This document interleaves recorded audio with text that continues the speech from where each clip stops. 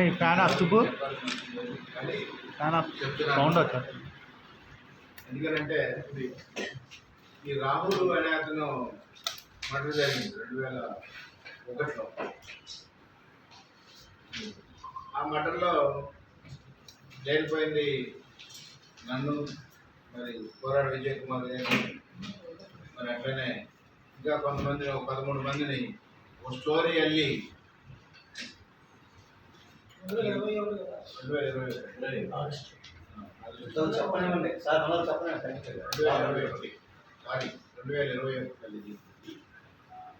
అయితే ఈ దీనికి మమ్మల్ని ఎందుకు ఇరికించారంటే ఆ రోజున ప్రభుత్వం వైఎస్ఆర్ పార్టీ ప్రభుత్వం.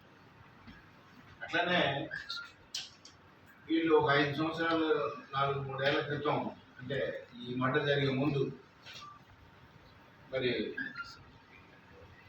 పెద్దిరెడ్డి గారు, వాళ్ళ అబ్బాయి నితిన్ రెడ్డి గారు, అట్లనే బాలినేని శ్రీనివాస్ గారు, అట్లనే ఆ జిల్లాలో ఉన్నటువంటి మంత్రులు అందరూ కూడా పాల్గొని ఆశలు సాధారణ పునాది అని చెప్పేసి పేపర్లో కూడా న్యూస్ వచ్చింది. మీరు పేపర్లు పరిశీలించినా కానీ మీకు కూడా తెలుస్తుంది, దీంట్లో రాష్ట్ర. అలానే ఇక్కడ కోరాడు విజయ్ కుమార్ గారిని ఏ విధంగా మోసం చేశాడో అదేవిధంగా అక్కడ పొంగనూరులో బ్యాటరీ ఫ్యాక్టరీ, అట్టల ఫ్యాక్టరీ, సిలిండర్ ఫ్యాక్టరీ 3 పెడదామని చెప్పేసి పెద్దిరెడ్డి గారు, నితిన్ రెడ్డి గారి దగ్గర సుమారుగా 40 కోట్ల రూపాయలు ఈ కుర్రాడు తీసుకోవడం జరిగింది. అలానే తీసుకొని ఈ శంకుస్థాపన ఫోటోలు ఇవన్నీ కూడా అప్పుడే ఇవన్నీ మేము సంపాదించడానికి టైం పట్టింది కాబట్టి మీడియా ముందుకు రావడానికి నాకు టైం పెట్టింది.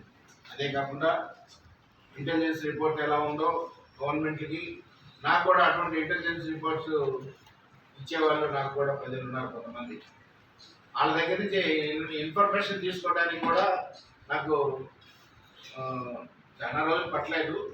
వైఎస్ఆర్ గవర్నమెంట్లోనే తెలిసింది. నాకు తెలిసి నేను జగన్మోహన్ రెడ్డి గారికి, అట్లనే ఆ రోజున ఉన్నటువంటి హోమ్ మినిస్టర్ 3-4కి, డీజీపీ గారికి అందరూ కూడా నేను లెటర్స్ ఇవ్వడం జరిగింది. ఏమనంటే ఈ మర్డర్ మేము చేయలేదు, మాకు న్యాయం చేయండి, ఈ కేసు సిబిసిఐడికో లేదా సిబిఐకి ఇవ్వండి, న్యాయం జరుగుతుంటే వాళ్ళు ఎందుకు వేస్తారండి? అసలు మర్డర్ చేసిందే వైఎస్ఆర్ పార్టీ వాళ్ళు, అసలు మేము లేదు కాబట్టి. మరి ఆ రోజున పెద్దిరెడ్డి గారు, నితిన్ రెడ్డి గారి ఆధ్వర్యంలో ఇక్కడ బత్తెన శ్రీనివాసరావు గారు సిపిగా ఉన్నారు. మరి ఇక్కడ వచ్చేటప్పటికి విజయ్ కుమార్ గారికి, అలానే ఎల్లపల్లి శ్రీనివాస్ గారికి పడదు కాబట్టి, ఎందుకంటే సత్యభామ అని ఒక బట్టల షాప్ పెట్టారు, కలిసి వ్యాపారం చేశారు. దాంట్లో అతను ఫ్రాడ్ చేశాడు అనే ఉద్దేశంతో ఫ్రాడ్ అంటే అసలు నచ్చదు. మా అబ్బాయి అబద్ధం ఆడాడంటే నచ్చదు. ఎందుకంటే 15 సంవత్సరాలు కార్పొరేట్ చేశాడు. 18వ డివిజన్లో మొత్తం సిమెంట్ రోడ్లు వేసాడు. ఏ కాంట్రాక్టర్ దగ్గర కూడా రూపాయి తీసుకోలేదు అనే మంచి పేరు వచ్చినటువంటి కోరాడు విజయ్ కుమార్ గారిని కూడా A1గా పెట్టి ఈ కేసులో కలస రఘురాము, ఎల్లంపల్లి శ్రీను వీళ్ళని అందరినీ పెట్టి, నన్ను పెట్టలేదు. అప్పటికి నేను 10 రోజుల తర్వాత నన్ను పోలీసులు బెంగళూరు ఎయిర్పోర్ట్లో అరెస్ట్ చేశాను పెట్టి. అలానే ఆ రోజున ఆ కుర్రాడు చనిపోయిన ముందు రోజు నైట్ విజయ్ కుమార్ గారు ఆఫీస్కి వచ్చి వెళుతూ ఉంటే వాళ్ళు కారు ఆపి, ఆ కుర్రాడి కారు ఆపి, ఆ కుర్రాడి డ్రైవర్ కూడా ఉండడు, అతనే ఒక్కడే జోన్కి వస్తాడు. ఎలా తెలిసింటే నాకు వీళ్ళ ఫ్యాక్టరీ కొండపల్లి మన ఫ్యాక్టరీ దగ్గరలోనే లేదు. అన్నించి వెళ్తా వస్తా ఎప్పుడన్నా 2-3 సార్లు మన ఫ్యాక్టరీ కూడా రావడం జరిగింది. అతను మన విజయ్ కుమార్ గారు అప్పుడు పరిచయం నాకు. అక్కడ అంతే తప్ప నాకు తర్వాత కూడా. అలానే మరి కార్ ఆఫ్ చేసి ఆ కార్లో 3 ఎక్కించి ఈ ఎల్లపల్లి శ్రీను, కలసందరు ఇద్దరు ఆధ్వర్యంలో ఇక్కడ స్టోరీ అంతా రాసి తయారు చేసి మొత్తం అంతా తయారు చేసి చేసేదేమో పెద్దిరెడ్డి గారు, నితిన్ రెడ్డి గారు అయితే ఇక్కడ నటించి చక్కగా ఆ కుర్రాడిని చంపేసేసినటువంటి ఆ రోజు చంపినటువంటి వాళ్ళు కూడా నా దగ్గర ఉన్నారు. నేను అందుకే ఈ కేసు సిబిఐకో సిబిసిఐకో ట్రాన్స్ఫర్ చేయమని చెప్పేసి మన గవర్నమెంట్ గారిచే నేను చంద్రబాబు నాయుడు గారి గవర్నమెంట్ వచ్చిన తర్వాత కూడా నేను లెటర్ పెట్టడం జరిగింది. డీజీపీ గారికి, సీఎం గారికి అందరికీ కూడా లెటర్స్ పెట్టారు. ఈ కేసు సిబిసిఐ కానీ సిబిఐ కానీ నుండి నాకు అన్యాయం జరిగింది. ఇలా ఎమ్మెల్యేలు వైఎస్ఆర్ పార్టీలో ఉన్నటువంటి ఎమ్మెల్యేలు దాదాపు 30 మంది మంత్రులు, ఎమ్మెల్యేలు, ఎమ్మెల్సీలు నాకు ఫేవర్గా లెటర్స్ ఇచ్చారు. ఇది వైఎస్ఆర్ పార్టీ అధికారంలో ఉన్న రోజుల్లో కూడా పొగటి సత్యం గారు నిర్దోషి, అతను పెట్టద్దు, అతను తీసేయడానికి ఎట్లా కూడా ప్రయత్నం తీసేయండి. అలానే విజయ్ కుమార్ రావు కూడా ఇలా జరిగిందని చెప్పి తెలిసింది మాకు. ఎందుకంటే వాళ్ళకి తెలియదు కదా, ఈ ఎమ్మెల్యేలకి, మంత్రులకి, ఎమ్మెల్సీలకి ఏది పొంగునూరు వాళ్ళు చేయించారు మటన్ని. పొంగునూరులో శంకుస్థాపనలో 2000 రూపాయలు ఒక ఫుడ్ భోజనం చొప్పున భారీ ఎత్తున చేసి ఈ కుర్రాడు ఆ విధంగా చేసిన జరిగింది. ఎమ్మెల్యేస్ కూడా లెటర్స్ కూడా వాళ్ళు కూడా ఏం చేయలేకపోయారు. కానీ ఈ కార్లు ఎక్కించుకొని వెళ్ళి జీవమైన రంగమాల చంపిన వాళ్ళు కూడా మేము ముందు ప్రాధాన్యపరచుకుంటే ఆధారపడతా. కానీ మొన్న చూసాం విజయసాయిరెడ్డి గారి మటర్లో ఒక్కో సాక్షిని చంపుకుంటూ వస్తున్నారు, చచ్చిపోయినట్టుగా చూపిస్తున్నారు. ఎంత వరకు కూడా చూసాం కొత్త గవర్నమెంట్ వివేకానంద రెడ్డి గారి మటర్లో. అట్లనే ఆ విధంగా ఇప్పుడు మీ ముందు ఆధారపరిస్తే మరి వీళ్ళని కూడా చంపేస్తారనే భయంతో వాళ్ళు మేము మీడియా ముందు రావండి అని చెప్పేసి చెప్పడం జరిగింది. కాబట్టి నేను సాక్ష్యాధారాలతో, లేకపోతే ఇంత పెద్ద ప్రెస్ మీట్ పెట్టాల్సిన అవసరం లేదు నాకు. సాక్ష్యాధారాలు ఉన్నాయి కాబట్టి, అలానే ముద్దాయిగా వీళ్ళందరినీ తీసుకెళ్ళిన వాళ్ళని హెరాస్మెంట్ చేస్తూ వీడియోలు తీసి ఎల్లపల్లి శ్రేణుకి, దర్శన్ రఘుకి, మరి మిథున్ రెడ్డికి వీడియోలు కూడా వాళ్ళకి పంపించడం జరిగింది. అంత దుర్మార్గంగా ప్రవర్తించి ఇంకా పైన కొట్టడం ఎందుకంటే వారం రోజులు 10 రోజులు 1 టౌన్ పోలీస్ స్టేషన్లో నిర్బంధించారు. అయినా సరే వాళ్ళు మేము చేయలేదు కాబట్టి మేము ఒప్పుకోమని చెప్పేసి ఒప్పుకోకపోతే ఇక ఆఖరికి చంపేసే పరిస్థితి ఎన్కౌంటర్ చేసేస్తామని చెప్పేసి అంటే వాళ్ళు ఆ రోజున ఒప్పుకోవడం జరిగింది. సరే మీ ఇష్టం అరెస్ట్ చేసుకుని అని చెప్పేసి అంటే 10 రోజుల తర్వాత అరెస్ట్ చేశారు.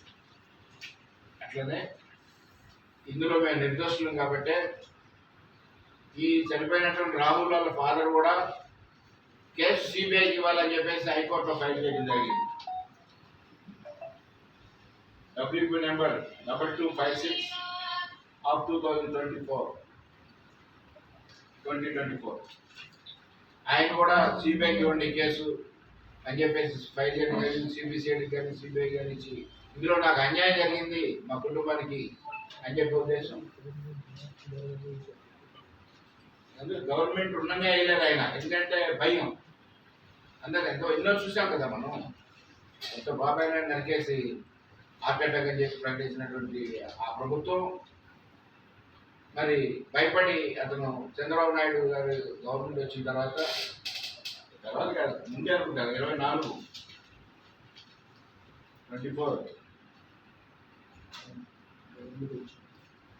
ఆయన కూడా నేను ఓ టీవీకి ఇంటర్వ్యూ ఇస్తే వాళ్ళు కూడా ఫోన్ చేసి ఫోన్లో ఆయనతో మాట్లాడితే ఆయన క్లియర్గా చెప్పాడు, నాకు అనుమానం అండి, నాకు వేరే వాళ్ళు చేసి ఉంటారని అనుమానం కాబట్టి నాకు న్యాయం జరగలేదు కాబట్టి నేను సిబిఐకి వెళ్తున్నానని చెప్పేసి సిబిఐకి ఫైల్ చేయడం జరిగిందని చెప్పి చెప్పడం జరిగింది. కాబట్టి నాకు మీ మీడియా ద్వారా మరి కూటమి ప్రభుత్వం ద్వారా నేను చంద్రబాబు నాయుడు గారికి, అలానే పవన్ కళ్యాణ్ గారికి, లోకేష్ బాబు గారు ప్రత్యేకించి ఎర్ర బుక్కులో ఎర్ర సిరాతో రాసుకోవాల్సిన విషయం ఇది. ఎందుకంటే న్యాయం ఉంది కాబట్టి లోకేష్ బాబు గారికి, అట్లనే డీజీపీ గారికి, హోమ్ సెక్రటరీ గారికి, హోమ్ మినిస్టర్ గారికి అందరికీ కూడా కాపీలు పంపించి లేదు నేను వెళ్ళి అందరికి పర్సనల్గా ఇచ్చిరావడానికి కూడా నిర్ణయించుకున్నాను. అట్లనే అసలు ఈ విజయ్ కుమార్ గారు పార్ట్నర్ అతను కాబట్టి విజయ్ కుమార్ గారు మాట్లాడాల్సిందిగా నేను కోరుకుంటున్నాను. మేము మాత్రం నిర్దోషం, న్యాయస్థానాలు నిర్ణయిస్తాయి. దానికన్నా ముందు ఇన్వెస్టిగేషన్ మార్చమని మేము అడిగేది. ఇన్వెస్టిగేషన్ సిబిఐ చేపిస్తే నిజాలు బయటకు వస్తాయి, వాస్తవాలు బయటకు వస్తాయి. ఫోటోలతో సహా మీకు చూపించాను. అక్కడ 40 కోట్లు వాళ్ళ దగ్గరే కాకుండా వాళ్ళ సర్కిల్ కుర్రాళ్ళ దగ్గర కూడా వీళ్ళ దగ్గర ఉండే మీడియేటర్స్ దగ్గర కూడా ఒక 20 కోట్ల దాకా సాధించాడని చెప్పేసి కూడా తెలిసింది. అది మొత్తం ఇన్వెస్టిగేషన్ చేయడానికి నాకు కొంచెం టైం పట్టింది కాబట్టి నేను ప్రెస్ మీడియా ముందు రావడం కొంచెం టైం పట్టింది కాబట్టి విజయ్ కుమార్ గారు మాట్లాడారు. ఇక్కడికి వచ్చినటువంటి మీడియా మిత్రులకు అందరికీ కూడా నా హృదయపూర్వక నమస్కారాలు. నా పేరు కోరాడు విజయ్ కుమార్. మేము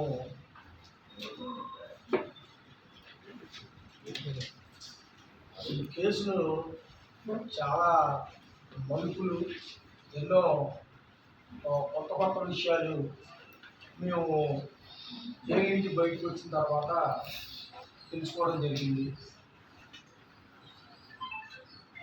అలాగే పెద్దలు పవన్ సత్యం గారు మా బాబాయ్ ఆయన చెప్పిన విధంగా ఈ కేసుని సిబిసిఐడికి కానీ లేకపోతే సిబిఐకి కానీ ఇన్వెస్టిగేషన్ చేయమని చనిపోయిన రాహుల్ వాళ్ళ నాన్నగారు హైకోర్టులో రిట్ చేయడం జరిగింది.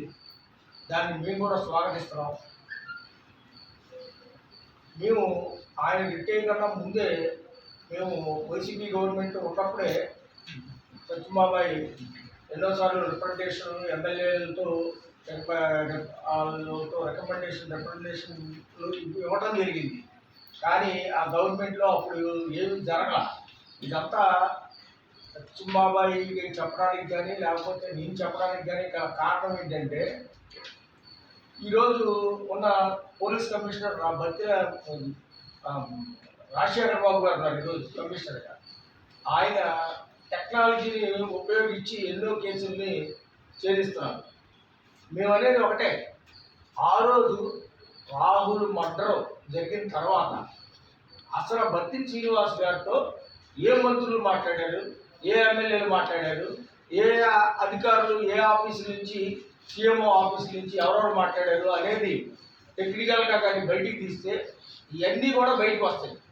ఇప్పుడు విజయవాడలో మర్డర్ జరిగింది.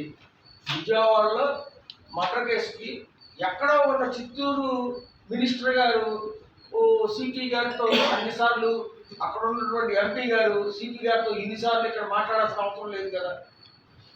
ఆలోచించండి. టెక్నికల్గా ఈరోజు చాలా కొత్త విషయాలు పోలీసులు చాకచక్యంగా తెలుసుకుంటున్నారు. అలాగే వివేకానంద రెడ్డి గారి కేసులో కూడా టెక్నికల్గా ఎన్నో విషయాలు బయటికి తీసి సిబిఐ వాళ్ళు ఇచ్చేస్తున్నారు. కాబట్టి అసలు వాస్తవం అనేది ఏది బయటికి తెలియకుండా రకరకాలుగా మేము బయటకు వచ్చే టయానికి మాకు తెలిసిన విషయాలు చాలా ఉన్నాయి. కొత్తగా ఇతను చాలామంది దగ్గర డబ్బులు తీసుకున్నాడు, అలాగే వాళ్ళ దగ్గర కూడా తీసుకున్నాడని, వాళ్ళని వీళ్ళు కలిపి కంపెనీ అక్కడ పెడుతున్నారని రకరకాల వార్తలని మేము తెలుసుకున్నాం. అంటే ఏదో ఊరికే వార్తలు తెలుసుకోవడం కాదు, అది మా దగ్గర రికార్డెడ్గా కూడా మేము సేకరించాం. అక్కడ శంకుస్థాపన చేసింది, మంత్రులు ఎవరెవరు వచ్చింది, మినిస్టర్లు, లోకల్గా జిల్లాలో ఉన్న ఎమ్మెల్యేలు, మినిస్టర్లు అందరూ. అంటే ఇతను ఇక్కడ ఒక ఫ్యాక్టరీ నడుపుతూ ఉండగా అక్కడికి వెళ్ళి అక్కడ ఫ్యాక్టరీ పెట్టాల్సిన అవసరం లేదు, ప్లస్ ఇతనికి అంత స్తోమత కూడా లేదు. అలాంటిది మరి అక్కడ మళ్ళీ ఇంకొక ఫ్యాక్టరీ ఇన్ని కోట్లు పెట్టి పెడతాడంటే ఇతనికి ఆ డబ్బు ఎక్కడిది? అంటే వీళ్ళు ఆర్థిక సాయం అక్కడ జరిగింది, పార్ట్నర్షిప్. మాకు ఉన్న సమాచారం కూడా అదే. వాళ్ళు కూడా ఏంటంటే ఇన్వెస్ట్మెంట్ చేసి ఇతనికి పార్ట్నర్షిప్ ఇచ్చి మేనేజ్మెంట్ అప్పచెప్పే ఉద్దేశంతో అక్కడ మొబైల్ చేశారు అనేది ఒక ఉన్న సమాచారం. అలాగే కరణం రాహుల్ అనే అతనికి 2016, 2016 అలాగే 17, 18, 18, 19, 19, 20 ఈ అసెస్మెంట్ అన్నీ కూడా తీస్తే అతనికి ఇన్కమ్ ట్యాక్స్ ఇన్కమ్ నిల్లు. 2016 నుంచి 16కి నిల్లు, జీరో. అలాగే గ్రాడ్యువల్గా పెరుగుకుండా వచ్చింది.